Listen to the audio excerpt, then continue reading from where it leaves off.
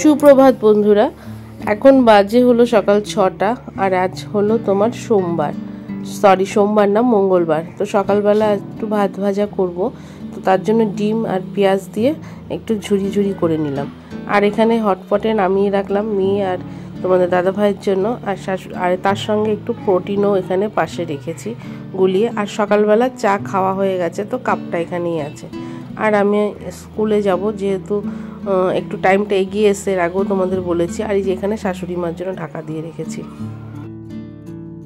শুভ দুপুর বন্ধুরা, রান্নাঘর থেকে আজকে ব্লগটা স্টার্ট করছি। স্নান করে এসেছি, মাথাটা আটকানো হয়নি এখনো। ভেজার ঝোল ভাত বসিয়ে দিয়ে স্নান করতে গেছিলাম। স্কুল থেকে এসেছি তোমার 10:30, গরমের জন্য একটু আগে ছুটি পড়ে গেছে। আর সমস্ত কিছু কাটাকুটি সমস্ত কাজ সেরে নিয়েছি রান্নার, দেখাচ্ছি তোমাদের দাঁড়াও। আর যেখানে আমার ভাত টকবক করে ফুটছে, আজকে আর ভাতে কিছু সেদ্ধ দিইনি।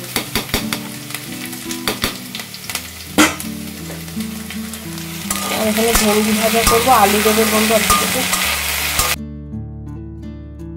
আর সামান্য ভেন্ডি ছিল, তো আমরা তো রোজই বলতে পারো ভেন্ডি ভাতে খেয়েছি, তো অল্প কিছু ভেন্ডি ছিল, তো সেইগুলো এই যে আলুগুলো একটু সেদ্ধ করে নিয়েছি। তো এঁচড় করবো, এঁচড়ের আলু, তারপরে তোমার মাছের ঝোলের আলু, আর এই যে ভেন্ডি ভাজার আলুগুলো একটু সেদ্ধ করে নিয়েছি, কারণ আলুগুলো না ইদানিং একদম সেদ্ধ হতে চায় না, শক্ত শক্ত থাকে। আর আমি একটু যেহেতু আমার বাড়িতে সুগারের পেশেন্ট আছে, তো সেই কারণে আলুটা একটু ভাপ দিয়েই নিই আর কি। তো যাই হোক, এখানে ভেন্ডির মধ্যে একটু আলু দিয়ে দিলাম।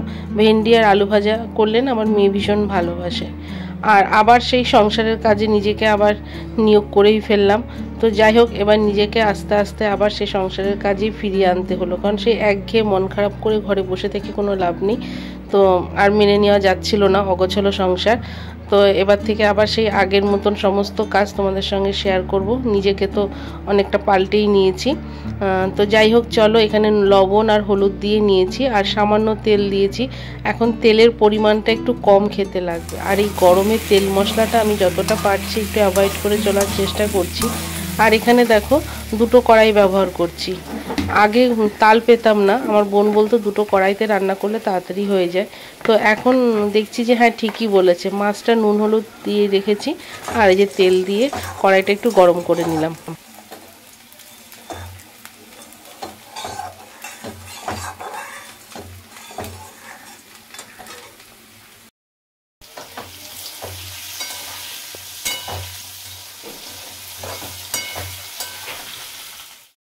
আর এখানে দেখো, মাছের ঝোলে যে আলুগুলো দেবো আর এঁচড়ে যে আলুগুলো দেবো, দুটো দুরকমভাবে কেটেছি, তো একসঙ্গে একটু লাল করে ভাজা করে নিলাম আর কি। এখানে ভেন্ডি আলু ভাজাটাও আমার মোটামুটি হয়ে গেছে, আর নামিয়ে নেব।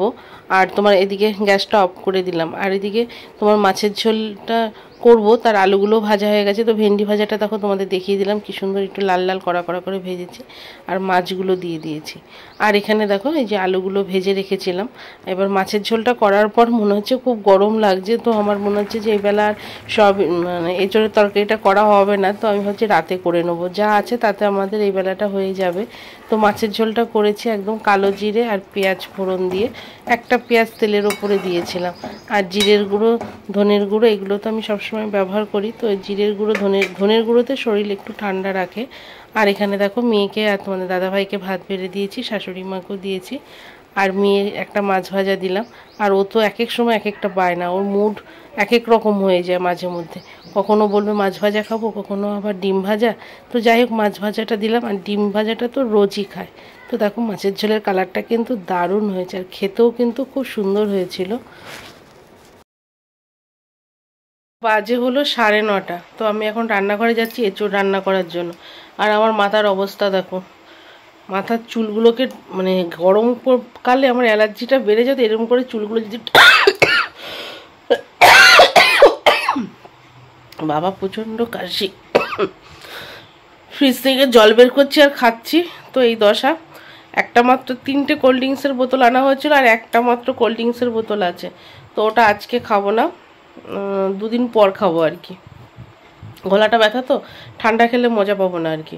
আর এখন 9:30 বাজে। বোন চাকদা থেকে এঁচড় কেটে বেছে সুন্দর করে এনে দেয়, তো সেটা যদি যত্ন করে রান্না না করি তাহলে কতটা খারাপ লাগে। তো এঁচড়টা দুপুরবেলা বের করেছিলাম, এঁচড়টা আর করা হয়নি। তোমার মাছের ঝোল করেছিলাম, ভেন্ডি আর আলু ভাজা করেছিলাম, আর হলো একটু ডাটা চচ্চড়ি ছিল আগের দিনে। তো সেই জন্য আর এঁচড়টা করিনি, এখন এঁচড়টা করবো। সেদ্ধ বসিয়ে দিয়েছি। তো চলো, মেয়ে পড়ছে আর শাশুড়ি মাকে বললাম খাওয়ার জন্য, এখন খাবে না। আর তোমার দাদাভাইয়ের জামা প্যান্ট গুছিয়ে পারা যায় না, আলনাটা দেখো কি অবস্থা। যদি পারি তো রাতে গোছাবো, নাহলে থাক ওরকমই। আর আজকে আর এঁচোড়টা প্রেশারে দিইনি, তো কড়াইতে দিয়েছি, দেখলাম একটু হাত দিয়ে চেপে দেখলাম যে না, নরম হয়ে গেছে। আর যদি শক্ত থাকতো তাহলে আমি প্রেশারেই দিতাম, তো এই জন্য আজকে আর প্রেশারে দিইনি। তো একটুখানি ঢাকা দিয়ে রেখেছিলাম লবণ দিয়ে, তো বেশ সুন্দর সেদ্ধ হয়ে গেছে।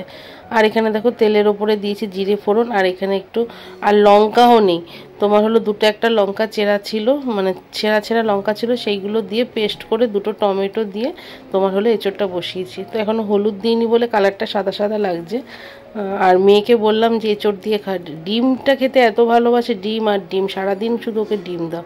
আর যেখানে দেখো একটু কষানোর জন্য তোমার জিরের গুঁড়ো, ধনের গুঁড়ো দিয়েছি মশলা, আর তোমার হলো একটু পেঁয়াজ, সমস্তটাই পেস্ট করে দিলাম, কারণ একটু গামাখা গামাখা না হলে না ভালো লাগবে না। এঁচোড়ের তরকারি আর সয়াবিনের তরকারি যদি একটু টেলটেলে ঝোল হয় না, সেটা খেতে খুব একটা ভালো লাগে না, দেখতেও ভালো লাগে না।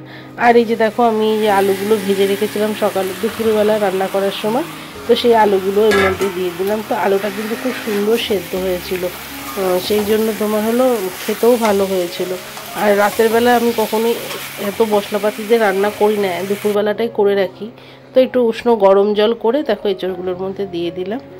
তো তরকারিটাও বেশ ভালো হয়েছিল খেতে। দুপুরবেলা মাছের ঝোলটা খেয়েও তোমাদের দাদাভাই প্রশংসা করেছিল, আর রাতের বেলা এঁচোড়টা দিয়েছিলাম যখন খেতে, তখনও বলেছিল বেশ সুন্দর হয়েছিল। আর না দিয়েছি গরম মশলা, না দিয়েছি মিট মশলা। তো যাই হোক, তরকারিটা নামিয়ে নিয়ে ঘরে চলে আসলাম, কারণ রান্নাঘর থেকে আমাদের এই বড় ঘরে আমার সারাদিন যাতায়াত করতে করতেই দিন চলে যায়। তো আমার এঁচোড়ের তরকারি রান্না কমপ্লিট, খুব অল্প সময়ের মধ্যে রান্নাটা হয়ে গেল।